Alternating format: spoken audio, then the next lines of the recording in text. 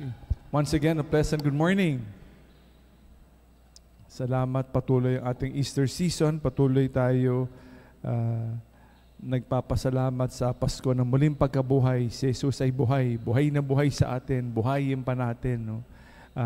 Sa magandang pagbasa natin tungkol sa Good Shepherd, the continuation of yesterday. No? But today, the difference to today, he says, I am the gate. No? Siya mismo, hinaharang niya yung sarili niya sa gate para walang makapasok na iba. Siya mismo ang hinaharang niya. Siya ang gate mismo. Siya nagpapapasok. Walang pwedeng ibang dumaan. No? So, inaalay niya yung kanyang buhay. Imagine, ano? That is how important it is. So, hindi siya bayaran. Siya ang mismo inaalay.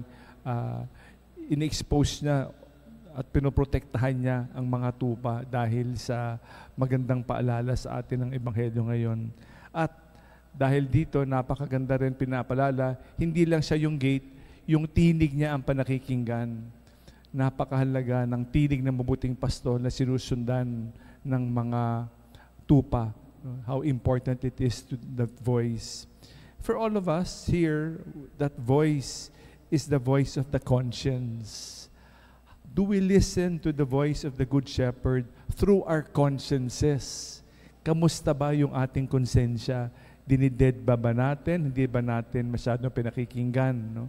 Ang hamon ngayon, lagi makinig sa tinig ng mabuting pastol.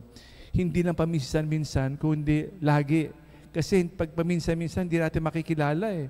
Kung talagang ito yung tinig ng konsensya o may nagkukunwari, nagdi-disguise na tinig, no? Baka maloko tayo. Pero pag lagi tayo nakikinig sa ating konsensya, kilalang-kilala natin yung tinig ng mabuting pastol. Huwag tayo magpaloko, huwag tayo magpadala sa iba-ibang tinig na narinig natin.